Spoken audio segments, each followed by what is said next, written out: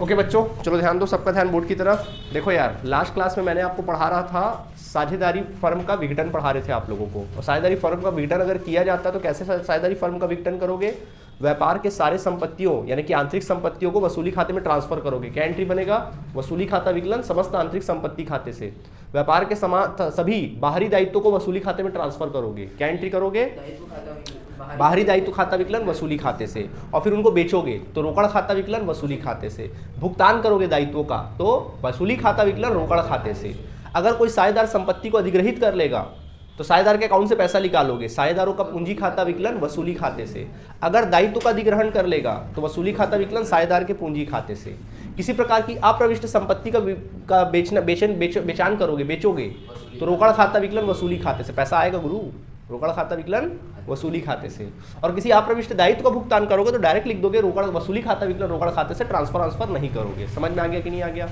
कोई परेशानी आप लोगों को नहीं है? ठीक है, अच्छा सुनो, आपको मैं एक बात बताऊं। जैसे मान लीजिए कोई संपत्ति है और कोई दायित्व है। हमने क्या किया, जैसे मान लीजिए दायित्व के बदले, जैसे कोई दायित्व, जैसे हमने कोई ऋण लिया था, जैसे मान लो 10,000 का, तो हमने क्या बोला, हमारे पास एक संपत्ति थी, फर्नीचर था।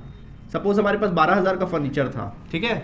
तो कायदे से हमको क्या करना चाहिए? 12,000 के फर्नीचर को मार्केट में सेल करना चाहिए, पैसा आएगा और उस पैसे से इस दायित्व का क्या कर देना चाहिए? भुगतान कर देना चाहिए, ठीक है।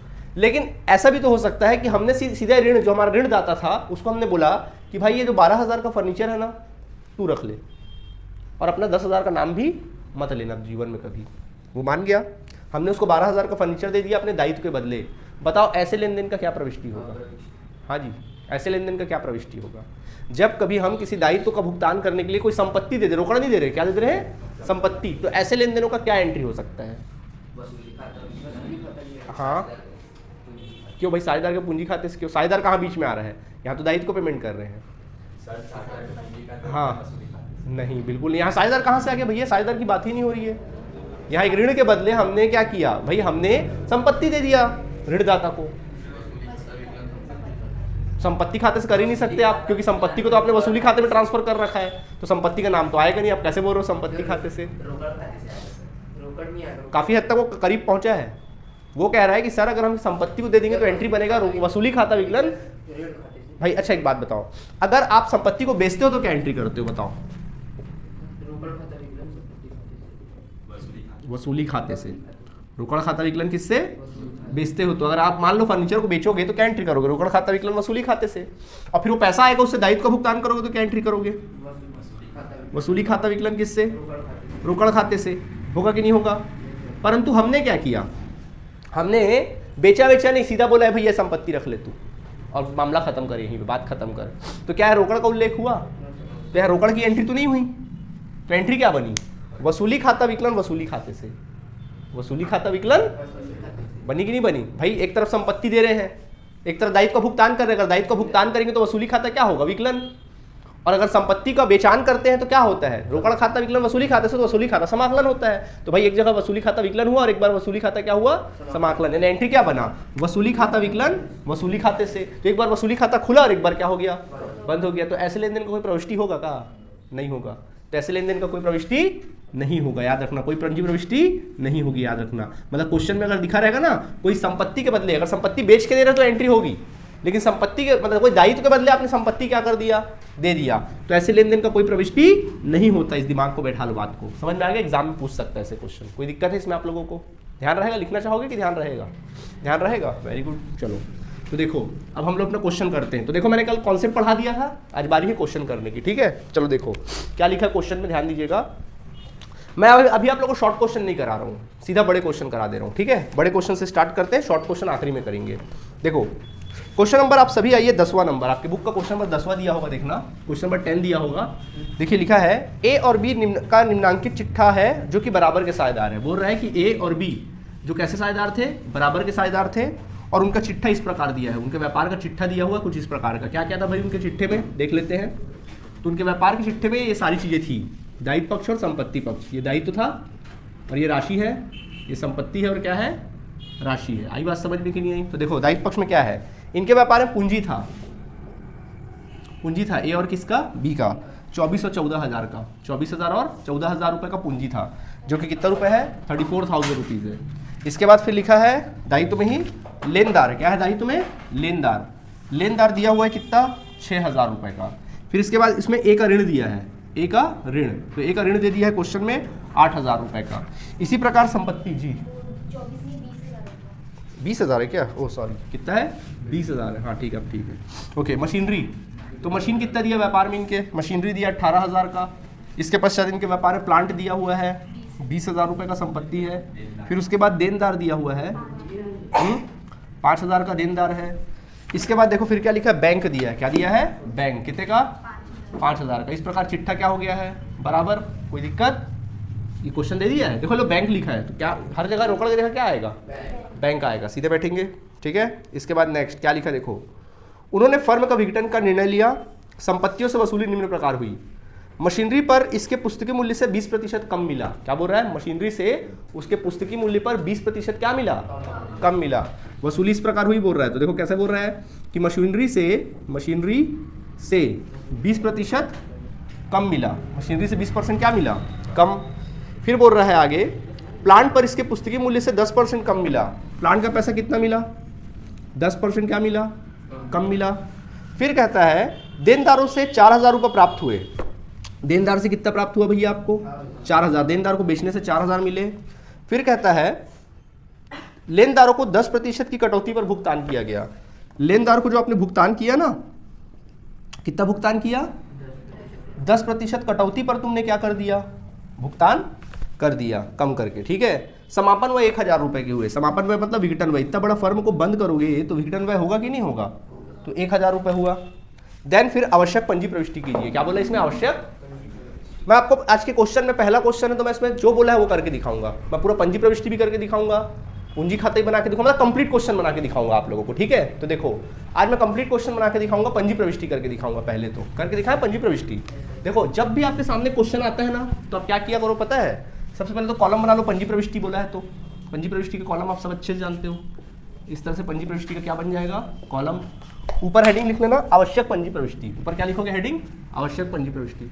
अब तिथि विवरण वगैरह लिखने की जरूरत है क्या मुझे? बोलो। अब देखो पहला स्टेप क्या था? जितने भी व्यापार के आंतरिक संपत्ति उसका चयन करो। संपत्ति पक्ष में देखो कौन कौन आंतरिक संपत्ति जिसको आप रोकड़ में बदल सकते हो, बताओ। मशीन है, प्लांट है, देनदार है, बैंक भी है, देनदार भी तो है। लिस्ट देख लो भैया, कैसे बोलते हो नहीं है? मशीन है, प्लांट है और देनदार है, सबको रोकड़ में आप बदल सकते हो, बेच सकते हो। क्या बैंक को बेच सकते हो? नहीं सर, पैसे को तो नहीं बेच सकते, तो बैंक को छोड़ देना। ठीक है, तो चलो क्या एंट्री बनेगा बोलो सबसे पहला भाई। इनका शेष क्या होता है? सामान को विकलन होता है ना, जब बंद करोगे क्या करोगे? बोलो एंट्री। हाँ बिल्कुल, एंट्री बनेगा। डेट क्या डालेंगे? चिट्ठे का डेट डाल देना। चिट्ठे का डेट दिया है क्या इसमें? चिट्ठे का डेट नहीं दिया है, चलो ठीक है, नहीं दिया है, मैं मान लेता हूँ। चलो 31 मार्च 2008 है मान लो, तो क्या एंट्री बनेगा? दिया है क्या? क्या दिया है? कहाँ दिया चिट्ठे का डेट? तो वसूली खाता विकलन, बात नहीं करो, इसमें एंट्री करना वसूली खाता विकलन किससे? मशीन खाते से, मशीन खाते से, फिर उसके बाद प्लांट खाते से, फिर उसके बाद देनदार खाते से। आई बात समझ में कि नहीं आई? ठीक है, ओके, कोई दिक्कत? तो बोलो मशीन खाते से कितना? 18,000। प्लांट खाते से कितना? 20,000। और देनदार से कितना? 5,000। सबको जोड़िए 43,000। तो वसूली खाता विकलन होगा 43,000 से। नरेशन लिख सकते हैं विविध संपत्तियों का वसूली खाते में हस्तांतरण। वसूली खाते में क्या लिख देंगे? हस्तांतरण। आया बात समझ में कि नहीं आया? ठीक। अब अगला स्टेप क्या होता है? व्यापार के तमाम बाहरी दायित्वों को अपन कहाँ ट्रांसफर करते हैं? वसूली खाते में। तो देखो चयन करो कौन बाहरी दायित्व है। बाहरी दायित्व किसको बोलते हैं? जिसपे साझेदारों का हक नहीं है। जो साझेदारों का जिसपे हक है वो आंतरिक दायित्व है, जो साझेदारों का हक नहीं है उसको क्या बोलेंगे? बाहरी दायित्व। बताओ इसमें बाहरी दायित्व कौन कौन है? बस लेनदारी तो एक का ऋण तो आंतरिक हो गया भैया, एक ही पत्नी का ऋण होता तो फिर बाहरी हो जाता। ठीक है, नहीं समझ में आता लिस्ट देखे करो। ठीक, बोलो एंट्री क्या बनेगा? लेनदार खाता विकलन वसूली खाते से। तो लेनदार खाता विकलन किससे? डेट वही रहेगा सेम। लेनदार खाता विकलन क्या लिखेंगे? वसूली खाते से। लेनदार खाता विकलन किससे? वसूली खाते से। एक ही बाहरी दायित्व है। बोलो अमाउंट कितना? 6,000। 6,000 और 6,000। कोई परेशानी? नरेशन लिख सकते हो लेनदार का वसूली खाते में हस्तांतरण। लेनदार का वसूली खाते में क्या लिख देंगे? हस्तांतरण। कोई दिक्कत? अब संपत्तियों को बेचना है, सब ट्रांसफर हो गया, अब जितने भी आंतरिक संपत्ति उसको बेचना प्रारंभ करोगे। तो बच्चों उसके लिए वर्किंग नोट बनाना, ठीक है। क्या लिखना? वर्किंग नोट लिखना और लिखना संपत्तियों के विक्रय से प्राप्त, संपत्तियों के विक्रय से प्राप्त, संपत्तियों के विक्रय से प्राप्त। तो देखो संपत्ति को विक्रय करने से जो प्राप्त हुआ उसको लिखोगे। तो क्वेश्चन में डिटेल दिया, देखो क्या लिखा है, मशीन से 20% कम वसूल हुआ। जब मशीन को बेचने निकले मार्केट में तो 20% कम मिला। तो देखो यहाँ लिखना मशीनरी, बोलो मशीनरी था कितने का, जल्दी देखो 18,000 में 20% कम मिला। इसका मतलब समझे, 18,000 का 20% निकालो 3600, तो 1800 माइनस 3600, समझ में आ रहा है? 1800 माइनस 3600 यानी कितना पैसा मिला होगा? 14,400। 14,000 कितना मिला होगा? नहीं आया समझ में? 18,000 में 20% कम मिला। कम मतलब घटाना, ज्यादा मतलब जोड़ना, अधिक बोलता प्लस कर देते, कम बोला घटा देते। बोलोगे 20% सर किसका 20%? 18,000 का 20% कितना है? 3600। 18,000 में 3600 घटा दो, इतना पैसा वसूल हुआ। समझ आ गया कि नहीं आ गया? इसके पश्चात नेक्स्ट प्लांट, बोलो प्लांट कितने का था? 20,000 का था। तो 20,000 में कितना परसेंट कम मिला बोल रहे? 10%। तो बोलो कितना? 2,000। तो यहाँ कितना लिखूँ? वेरी गुड, 18,000, ठीक। इसके बाद देनदार, तो देनदार से कितना वसूल हुआ? 4,000। और कोई संपत्ति है यहाँ पर? नहीं है, तो बस खत्म बात। तो कुल मिला कितना पैसा वसूल हुआ देख लो, जोड़ो। 14 और 18 कितना हुआ? 32,400, 32 4 36,400। कितना पैसा वसूल हुआ? 36,400 रोकड़ प्राप्त हुआ। पैसा आ रहा है, जा रहा है? आ रहा है। बोलो क्या एंट्री बनेगा? रोकड़ खाता विकलन। तो लिख दो एंट्री जल्दी से फटाक से, रोकड़ खाता विकलन। रोकड़ खाता विकलन लिखना वसूली खाते से। रोकड़ खाता विकलन किससे? वसूली खाते से। समझ में आ गया कि नहीं आ गया? कितना रुपया? 36,400 रुपये, 36,400 रुपये। समझ में आ गया? संपत्ति का विक्रय करने पर क्या लिखना? संपत्तियों का विक्रय करने पर या संपत्ति के विक्रय से प्राप्त लिख सकते हैं, ठीक है। ये लिख लिया आप लोगों ने, क्लियर। अब अगला स्टेप क्या होगा भाई? संपत्ति बेच दी है, पैसा आ गया, अब क्या करोगे? बाहरी दायित्व का भुगतान करोगे। किसका भुगतान करोगे? बाहरी दायित्व का। तो चलो बच्चों बाहरी दायित्व का भुगतान करते हैं। तो चलो लिखेंगे दायित्व का भुगतान। तो बाहरी दायित्व के नाम पे केवल कितने दायित्व हैं यहाँ पर? एक ही था, लेनदार। तो लेनदार क्या बोला लेनदार के बारे में? तो लेनदार था कितने का? 6,000 का था। 6,000 में 10% क्या कम, कितना कियोगे भुगतान? 5,400। शाबाश, 5,400, वेरी गुड, ठीक। क्या एंट्री बनेगा बोलो? हाँ, वसूली खाता विकलन किससे? रोकड़ खाते से। पेमेंट कर रहे हो, वसूली खाता विकलन किससे? रोकड़ खाते से। कितना? 5400 और 5400। समझ आया कि नहीं आया? इस प्रकार से आप लोग क्या कर दोगे? लिख दोगे। समझ में आ गया आप सभी को? कोई परेशानी नहीं है? इसके बाद और कुछ बचा? देखो अब एडजस्टमेंट में बाकी में हो गया ना। अब एडजस्टमेंट में देखो कुछ मिस तो नहीं हुआ है। तो एडजस्टमेंट समापन में हुआ 1,000 का। बताओ क्या एंट्री बनेगा? पैसा आ रहा जा रहा है? तो बोलो ना एंट्री।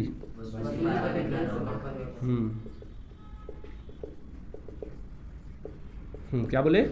वसूली खाता विकलन। बिल्कुल भाई, खर्चा पैसा आ रहा है तो विकलन, रोकड़ खाता विकलन जा रहा है तो समाकलन सामने वाले को वसूली खाते को डाल दो। रोकड़ खाते से कितना वसूली, कितना व्यय था?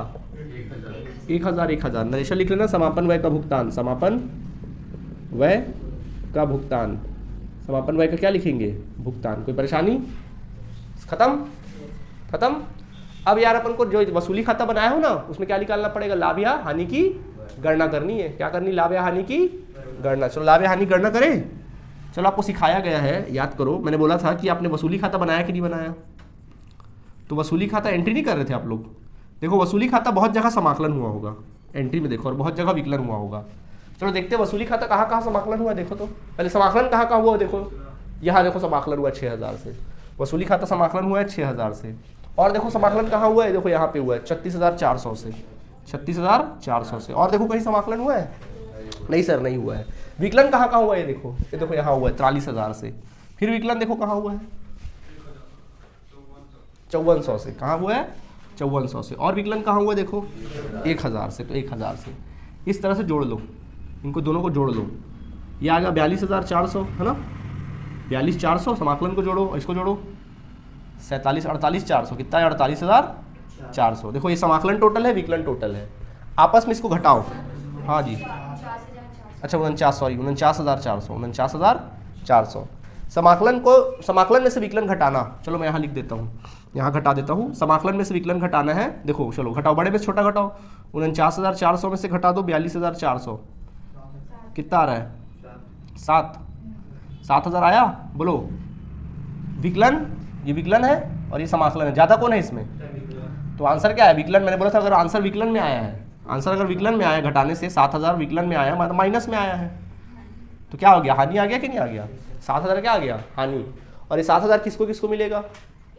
ए और बी को। कौन से अनुपात में? बराबर अनुपात में, है ना, क्योंकि बराबर अनुपात था इनका, लाभ हानि अनुपात। तो बोलो हानि को निकालना है डालना उसके अकाउंट में? क्या एंट्री बनेगा बोलो भैया? 7000 को ए और बी में बांटना है, लाभ होता तो उनके खाते में समाकलन कर देते, हानि तो उनका खाता क्या करेंगे? विकलन। बोलो एंट्री। हाँ बिल्कुल, ए का पूंजी खाता विकलन, बी का पूंजी खाता विकलन, पूंजी खाता विकलन किससे? वसूली खाते से। पूंजी खाता विकलन किससे? वसूली खाते से। कितना रुपया? देखो 6000 था, 7000 था, 7000 को बांटो बराबर में, जो अनुपात रहेगा उनका लाभ हानि अनुपात उसमें लिख देना, ठीक है। नरेशन लिखना, वसूली, वसूली पर हानि का विभाजन, वसूली पर हानि का विभाजन, विभाजन। समझ में आ गया कि नहीं आ गया? इस तरह से। कोई परेशानी है तो बोल दो, बोलो बोलो बोलो। नहीं है? अरे बोलो ना। हो गया पंजी प्रविष्टि। कोई परेशानी? हालांकि इसके आगे भी पंजी प्रविष्टि करते हैं बट उतना जरूरी नहीं है। अगर खाली पंजी प्रविष्टि आ रहा है तो इतना करके आप छोड़ सकते हो। तो ये हो गया पंजी प्रविष्टि, इतना कर सकते हो, ठीक है। कोई दिक्कत? नोट करिए। चलो ये एंट्री बनती है।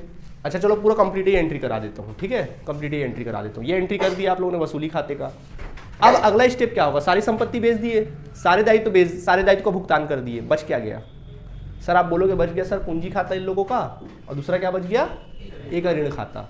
तो चलो उनको पैसा वापस करें, ठीक है। चलो अपन पैसा क्या करेंगे? इनका वापस करेंगे, ठीक है। तो और एंट्री बनेगा। तो मेरे पास जगह अब नहीं है तो मैं क्या कर रहा हूँ, ऊपर मिटा दे रहा हूँ और इसी को आगे कंटिन्यू कर रहा हूँ, ठीक है। अब उनको पैसा वापस करेंगे। वर्किंग नोट लिख लियो ना तुम लोग, ठीक।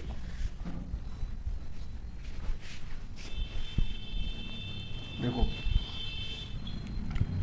तो इनको पैसे क्या करेंगे अपन? वापस करेंगे ना। तो सबसे पहले अपन क्या करेंगे? मैं बोला ना, देखो क्या हुआ है, क्वेश्चन को अगर गौर से पढ़ोगे आप तो पाओगे कि आपने सारे संपत्ति का भुगतान भी कर दिया, सारे दायित्वों का भुगतान कर दिया, अब बच क्या गया ये देखो। तो अगर गौर से देखोगे सारा संपत्ति का हिसाब किताब हो गया, लेनदार का भी हिसाब किताब हो गया, बचने में बात किया जाए तो पूंजी और एक ऋण बचा जो कि आंतरिक दायित्व है।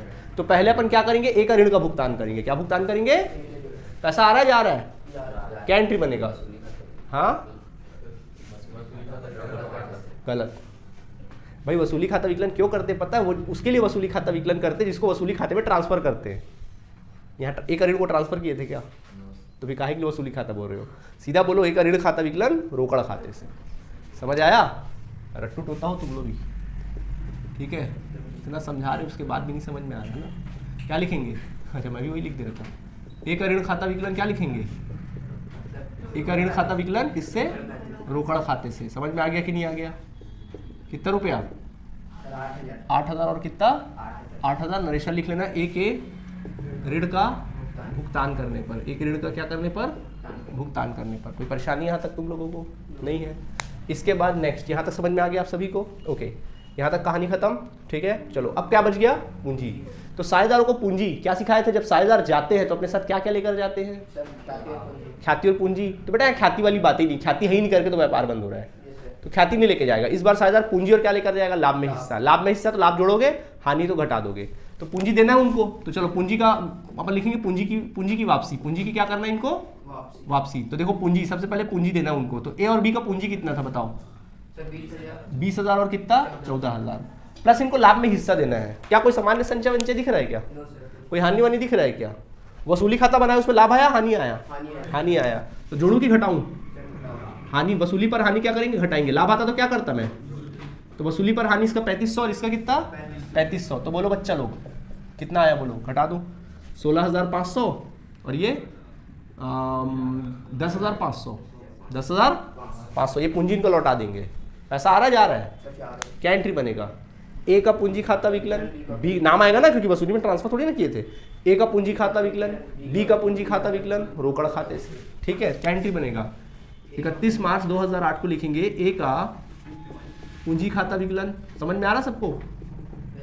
बी का पूंजी खाता विकलन किससे? रोकड़ खाते से। रोकड़ खाते से ये लिख देंगे अपन लोग, ठीक है। बोलो ए का पूंजी खाता विकलन कितना? कितना पैसा? 16,500। बी को कितना? दोनों को जोड़कर कितना? 27,000। कितना? क्या लिखेंगे? साझेदारों के पूंजी की राशि वापस करने पर। अब ये चैप्टर क्या हो गया? पूरा क्लोज। देखो सारे संपत्ति, अगर गौर करो, सारे संपत्ति और सारे दायित्वों का क्या हो गया? हिसाब किताब क्लोज हो गया, कुछ नहीं बचा। कुछ बचा? कुछ भी नहीं बचा। कोई दिक्कत? तो ये बच्चों पंजी प्रविष्टि थी। अब मैं तुम लोग क्या बना के दिखाऊंगा? खाता। ठीक है, ये पंजी प्रविष्टि अगर बोलेगा, सुन लो, जब कभी क्वेश्चन में पंजी प्रविष्टि बोलेगा, सेम ऐसी पंजी प्रविष्टि करनी है। पहले ट्रांसफर करोगे, फिर बेचोगे, फिर क्या करोगे? भुगतान करोगे, फिर लाभ हानि की गणना करोगे, फिर क्या करोगे? अगर कोई साझेदार का ऋण है तो उसको भुगतान करोगे, और अंत में साझेदारों की पूंजी लाभ आपको एडजस्ट करके वापस कर दोगे। कहानी खत्म। ये पंजी प्रविष्टि है। कोई दिक्कत? ओके, चलिए नोट कर लीजिए जल्दी से। चलो, तो ये कहानी थी पंजी प्रविष्टि की। अब बारी आती है, अगर हमको क्वेश्चन में खाता बनाने बोले, आपको पता है कि सब साझेदारी फर्म समापन होता है तो उस उपलक्ष्य में कितने खाते बनाए जाते हैं? तो जब कभी भी साझेदार फर्म का समापन होता है तो मिनिमम, मतलब मोटा मोटा अगर हिसाब किताब रखा जाए, 3 प्रकार के खाते बनाने पड़ेंगे आपको। एक खाता आप बनाओगे वसूली खाता। क्या बनाओगे? वसूली खाता अनिवार्य है आपको बनाना, और एग्जाम में 4-5 नंबर का खाली वसूली खाता बनाने को आएगा। दूसरा आपको बनाना पड़ेगा साझेदारों का कौन सा खाता? पूंजी खाता। और तीसरा आपको बनाना पड़ेगा बैंक खाता या फिर रोकड़ खाता। बैंक खाता या फिर रोकड़ खाता। अच्छा, यहाँ पे बैंक के लोग का बैंक था ना उल्लेख, मुझे हर जगह एंट्री बैंक लिखना चाहिए था, उसकी जगह मैंने क्या लिख दिया है? चलेगा, बट ध्यान रखना इस चीज़ का। ठीक है, ओके। चलो, तो अब अपन क्या बनाएंगे? खाता बना के दिखाऊंगा मैं आप लोगों को। खाता बना के दिखाऊं? चलो खाता बनाते हैं। तो पहला खाता क्या बनना चाहिए? वसूली खाता। देखो बच्चे लोग, वसूली खाता बनाना, कॉलम बना लो वसूली खाते का। ये हो गया तुम्हारा वसूली खाते का कॉलम। ठीक है, ये बन जाएगा वसूली खाता। ठीक, तिथि विवरण, विवरण राशि, विकलन पक्ष और समाकलन पक्ष। स्टेप याद है कि नहीं है? सबसे पहले तमाम आंतरिक संपत्ति को वसूली खाते में ट्रांसफर करेंगे। एंट्री बनता है वसूली खाता विकलन समस्त आंतरिक संपत्ति खाते से। तो वसूली खाता विकलन हुआ, विकलन पक्ष में आना क्या लिखना? विविध संपत्ति खाते से। क्या लिख देना? विविध संपत्ति खाते से। तो कौन कौन सी संपत्ति भैया यहाँ पे देख लो। मशीन है, मशीन कितने का है? 18 का। चाहो तो इधर कॉलम में लिख सकते हो, बाहर भी लिख सकते हो, कोई दिक्कत नहीं है। प्लांट है, कितने का है? 20,000 का। फिर क्या है? देनदार है, कितने का? 5,000 का। कुल मिला के बाहर कितना निकलेगा? 40,000। याद आया कि नहीं आया? ठीक। फिर दूसरा स्टेप क्या होता है? तमाम बाहरी दायित्व को ट्रांसफर करते हैं। तो बाहरी दायित्व के नाम पे क्या था? केवल लेनदार था। एंट्री बना था लेनदार खाता विकलन वसूली खाते से। तो वसूली खाता क्या हुआ? समाकलन। तो समाकलन में लिखना क्या? लेनदार खाता ओ, लेनदार खाता वो सारी चीजों को आप ट्रांसफर करोगे जो मैंने लिस्ट में दिया है। कितना रुपया? 6,000। ठीक है।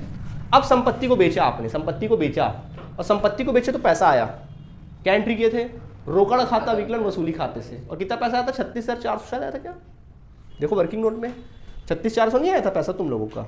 हाँ, 36,400 आया था पैसा, याद है? क्या एंट्री किए थे? रोकड़ खाता विकलन वसूली खाते से। मैं बैंक बोल देता हूँ। बैंक खाता विकलन किस साइड एंट्री करूँ? समाकलन में लिखना बैंक खाता को। ठीक है, कितना पैसा वसूल हुआ था संपत्ति को बेचने से? 36,400 लिख दो समाकलन में। ठीक। इसके उपरांत आपने दायित्व का भुगतान किया। क्या एंट्री किए थे? वसूली खाता विकलन रोकड़ खाते से। हालांकि मैं बोलूंगा वहां बैंक बोलो, तो वसूली खाता विकलन किससे? बैंक खाते से। क्या लिखेंगे? बैंक खाते से। किस साइड एंट्री होगी भैया? वसूली खाता क्या हुआ? किस साइड? तो विकलन साइड लिखेंगे बैंक खाते। बैंक लिख लो या रोकड़ लिख लो, कोई दिक्कत नहीं है। आप क्या भुगतान किए थे? लेनदार। कितने का? 5400 का। समझ आया? फिर उसके बाद क्या भुगतान किए? समापन में बोलो क्या एंट्री बना? वसूली खाता विकलन रोकड़ खाते से। वसूली खाता विकलन, तो वसूली खाता विकलन किससे? रोकड़ यानी कि बैंक खाते से। रोकड़ मतलब बैंक खाते से। मैं बैंक क्यों लिख रहा हूँ? क्योंकि वहाँ चिट्ठे में दिया है। वह कितना रुपया? 1,000। समझ आया कि नहीं आया? बस। और कहीं वसूली खाता प्रभावित हुआ है क्या? नहीं। तो देख लो भैया, आए और ये तुम्हारा क्या हो गया? वह। चलो जोड़ते हैं, कौन ज़्यादा कम है देखो। चलो जोड़ो घटाओ। मुझे तो विकलन ज़्यादा लग रहा है। जोड़ो घटाओ, बराबर से बंद करना ऐसा खाता भाई, और टोटल करना। चलो देखो टोटल करो कितना आ रहा है? 49,400। 49,400 इधर 42,000। कितना है डिफरेंस? 7,000 का आया। क्या कहलाएगा ये? आधिक्य हानि। तो इसको लिखना साझेदारों के पूंजी खाते से। क्या लिख देना? साझेदारों का पूंजी खाता को। साझेदारों का पूंजी खाता को ब्रैकेट में लिख लेना हानि। ब्रैकेट में लिख लो क्या? हानि। ठीक है। कितना कितना? ए और बी है। ए और बी बराबर में बटेगा 3500 और 3500। समझ में आ गया? इस प्रकार आपका वसूली खाता बनकर रेडी हो गया। कोई दिक्कत? इसी प्रकार दूसरा खाता क्या बनाएंगे? साझेदारों का पूंजी खाता बनाने का परम उद्देश्य क्या है? बोलो। साझेदारों का पूंजी खाता बनाने का मेन उद्देश्य क्या होता है? पूंजी को वापस करना। ठीक है, चलो पूंजी खाता बनाते हैं। कौन कौन साझेदार है? ए और बी, ए और बी। चलो स्टार्ट करें स्टेप। सबसे पहले पूंजी खाता बना रहे तो पहले स्टेप क्या होता है आप सब जानते हो? शेष लाया गया। वेरी गुड, तो शेष लाया गया। बताओ कितना कितना पूंजी था इन जनाब लोगों का? 20,000 और कितना? 14,000। स्टेप याद रखना। दूसरा स्टेप होता है कि आप चेक करो कोई सामान्य संचय लाभ वाभ है क्या? नहीं सर। कोई हानि वानी है क्या संपत्ति में? नहीं है सर। अगर लाभ होता तो समाकलन में लिख देते, हानि होता तो विकलन में लिख देते। अब याद करो आपने वसूली खाता बनाया, उसमें लाभ आया कि हानि आया? हानि आया। किस साइड एंट्री होगी? विकलन में लिखना वसूली खाते से। क्या लिखना? वसूली खाते से। ब्रैकेट में चाहो तो हानि लिख सकते हो। वसूली पर कितना कितना? 3500 और कितना? 3500 रुपये। समझ में आ गया कि नहीं आ गया? 3500 हो गया हानि। और कुछ था इसके अलावा? नहीं था। फिर चेक कर लेना कोई साझेदार संपत्ति या दायित्व तो नहीं लिया है। अगर साझेदार संपत्ति या दायित्व लेता, अगर संपत्ति लेता तो उसके अकाउंट से पैसा निकालते, विकलन में एंट्री करते। और अगर दायित्व का अधिग्रहण करता तो फिर क्या करते? उसके अकाउंट में डाल देते पैसा, क्योंकि हमको उसको देना रहता। ऐसा कुछ तो है नहीं यहाँ पर। तो बस बात खत्म। तो बस क्या करना? समाकलन जोड़ना और विकलन क्या कर देना? घटा देना। चलो तो 20,000 और 14,000। खैर 20,000 में से 3500 गया, कितना बचा? 16,500। पैसा भुगतान कर दोगे, क्या लिख दोगे? बैंक खाते से। क्या लिख देना? बैंक खाते से। समझ में आ गया? शेष 14,000 में से 3,500 घटा दो, क्या लिख देंगे यहाँ पर? बैंक खाते से। देख लो उनका व्यापार का, उनका पूंजी हमने क्या कर दिया? वापस किया। और हाथ जोड़ के उनको क्या बोला? बाय बाय भैया, व्यापार क्या हो गया? बंद हो गया है। समझ में आ गया? अब फाइनली क्या बनेगा इन लोगों का? चिट्ठा बनेगा। चिट्ठा कहाँ से बनेगा? फर्म तो बंद हो गया, सब तो बिक गया। अब क्या चिट्ठा बनाएगा? क्या लिखेगा चिट्ठे में? क्या बनाएगा? बैंक खाते से। क्या लिखेंगे? बैंक खाता बनाओगे। बैंक खाता बनाओगे। बैंक खाता संपत्ति होता है कि दायित्व होता है? संपत्ति का शेष कौन सा शेष होता है? तो विकलन से शुरू करना, शेष लाया गया। विकलन में लिखना शेष। बताओ पैसा कितना था तुम्हारे पास बैंक में? चिट्ठे में देखो 5,000 था। 5,000 को लिख दो। स्टेप याद किया करो। करना क्या वो याद मत करो, स्टेप याद करो, ऑटोमेटिक समझ में आ जाएगा क्या करना। स्टेप याद है ना? एक बार रिवाइज कर दूंगा 2 मिनट में स्टेप। ठीक है, तो शेष लाया गया। अब दुनिया के किसी भी कोने से पैसा आ रहा होगा तो विकलन साइड एंट्री करोगे, जा रहा होगा तो याद करो कहाँ कहाँ बैंक इफेक्ट किया है। पहले आपने संपत्ति को बेचा था, वहां पैसा आया था। बैंक खाता विकलन वसूली खाते से हुआ था। कौन सा खाता बना रहे हो? बैंक खाता। क्या हुआ यहाँ? तो विकलन पक्ष में आओगे और क्या लिखोगे? वसूली खाते से। क्या लिखोगे? वसूली खाते से। ठीक है, कौन सा पैसा है? संपत्ति को बेचने वाला पैसा है। कितना आया था? 36,400 है। देखो यहाँ साफ साफ लिखा हुआ है, देखो ना 36,400। और देखो कहीं बैंक प्रभावित हुआ है? अब देखो यहाँ बैंक प्रभावित हुआ है वसूली खाते में। देखो हाँ, देखो ये वाला हुआ है। लेनदार को पेमेंट कर रहे थे ना, इसको उठा के यहाँ लिख दोगे। पैसा जा रहा है वसूली खाता को, वसूली खाता को लेनदार को पैसा दिए। लेनदार को पैसा दिया तुम लोगों ने, कितना दिया? 54,000। फिर उसके बाद क्या एंट्री? किस साइड? क्या लिखेंगे? पैसा जा रहा है ना वसूली खाता को, कितना रुपया? 1,000। समझ में आ गया? और देखो पूंजी खाता बनाया ना, बताओ पैसा आया गया है यहाँ पे? बैंक प्रभावित हुआ है? हाँ देखो, अगर बैंक इस तरफ हुआ है तो इस तरफ लिख देना, बैंक अगर इस तरफ हुआ है तो इस तरफ लिख देना। और कौन सी भाषा है बताओ? ठीक है, यही भाषा समझते हो, लॉजिक वाला भाषा नहीं समझते हो ना तुम लोग। ठीक है, कोई दिक्कत? क्या बोल रहा हूँ मैं? समझ में आ गया? पैसा आया तो विकलन में गया तो हो गया यहाँ तक। कोई परेशानी? बोलो यहाँ प्रभावित हुआ बैंक, कहाँ एंट्री करूँ? समाकलन में। क्या लिखूंगा? ए का पूंजी खाता को, वसूली थोड़ी ना, पूंजी खाता ना, तो ए का पूंजी खाता को, बी का पूंजी खाता को। कितना कितना पैसा वापस किया? और कुछ छूटा तो नहीं? खत्म? छूटा ना? एक ऋण, एक ऋण दोगे, पैसा जाएगा आएगा? अरे दो ना, पेमेंट नहीं करोगे? पेमेंट तो करना, सर के पकड़ के बैठे हो, पेमेंट ही तो करना है, तो कर दो पेमेंट। क्या लिखेंगे? एक का ऋण खाता को, एक का ऋण खाता। कितना पैसा दोगे? दे दो 8,000। अब टोटल कर लो, देखना टोटल इक्वल आएगा। टोटल करके देख लो, टोटल इक्वल ही आएगा। जितना पैसा आया उतना पैसा गया भी। जोड़ो 41,500, 400 देख लो। 36,500 कितना हुआ? 41,400। इधर का देखो 16, 10, 26, 26 और 8 34, 34, 34, 35, 35 और 1 36, 36 और 5 36, 5,400, 41,400। देखो बराबर आ गया, आगे बराबर। ठीक है, कोई दिक्कत? इस प्रकार से। तो इस प्रकार से कंप्लीट क्वेश्चन बनेगा। स्टेप क्या है? सिंपल से स्टेप है भाई। वसूली खाते में सारे आंतरिक संपत्ति ट्रांसफर करो, बाहरी दायित्व को ट्रांसफर करो, कर दिए। संपत्तियों को बेचो, दायित्व का भुगतान करो, वसूली खाते में लाभ हानि की गणना कर लो। ठीक, फिर इसके बाद पूंजी खाता बनाओगे। पूंजी का शेष क्या होता है? समाकलन। समाकलन में लिखोगे कोई सामान्य संचय है, कोई लाभ हानि खाता है तो उसको बांट देना, कोई हानि वानी है तो उसको भी विकलन में लिख देना। फिर वसूली खाता बनाया, उसमें लाभ आया तो समाकलन में डाल देना, हानि आया तो विकलन में डाल देना। फिर चेक कर लेना कोई साझेदार ने संपत्ति तो नहीं लिया है, अगर संपत्ति लिया है तो उसके अकाउंट से पैसा निकाल लेना और दिया है, और अगर कोई दायित्व अधिग्रहण किया है तो उसके अकाउंट में पैसा डाल देना। ठीक, और अंत हो गया। फिर समाकलन जोड़ो, विकलन घटाओ, पैसा पेमेंट कर दो। कोई दिक्कत, कम पड़े तो पैसा मंगा लो, ज़्यादा है तो पैसा वापस कर दो। और अंत में बैंक खाता बना लो। बैंक का शेष विकलन होता है, पैसा आया तो विकलन में। अब देखो बैंक खाता जब बनाओगे ना तो बिल्कुल इसके हिसाब से बना सकते हो। जहाँ जहाँ बैंक प्रभावित हुआ है, देखो यहाँ बैंक प्रभावित हुआ है ना तो इसकी एंट्री इधर कर देना। यहाँ बैंक प्रभावित हुआ है ना, इसकी एंट्री समाकलन में। सेम पूंजी खाते बैंक प्रभावित यहाँ हुआ है ना तो विकलन में, इधर होता तो फिर इस तरफ कर देते। आ गया बैंक खाता बराबर। कोई दिक्कत? तो ये मैंने कंप्लीट क्वेश्चन बताया, पहला क्वेश्चन। अब आगे क्वेश्चन जो पूछा रहेगा वही बताऊंगा आप लोगों को, ठीक है। तो आज ये टॉपिक क्या माने, मतलब प्रैक्टिकल क्वेश्चन समझ में आया कि नहीं आया। अभी होमवर्क क्या है सुनो, होमवर्क में बोल रहा हूँ बना के लाना तुम लोग। 11 नंबर ट्राई कर सकते हो। सचिन और धोनी वाला क्वेश्चन है देखो, और मैंने बताया था ना तुम लोग को सचिन और धोनी वाला क्वेश्चन बनाना। 13वां नंबर बना लेना, आ बा वाला। ए का पूंजी 20,000 है, बी का पूंजी 40,000 है, मिला। वो भी होमवर्क है, बना लेना। अरविंद विनोद वाला क्वेश्चन बनाना, अरविंद और विनोद, ठीक है, उसको बना लेना, होमवर्क रहेगा। चलो बाकी हम बताएंगे, ठीक है। फिलहाल इतना होमवर्क है, इसको बना के लाएंगे आप लोग। जो बोला है वो काम करो उसमें, और काम करिए आप लोग। कोई दिक्कत इसमें फिलहाल आप लोगों को नहीं है? ओके, चलिए ठीक है, थैंक यू। नोट करके जाना।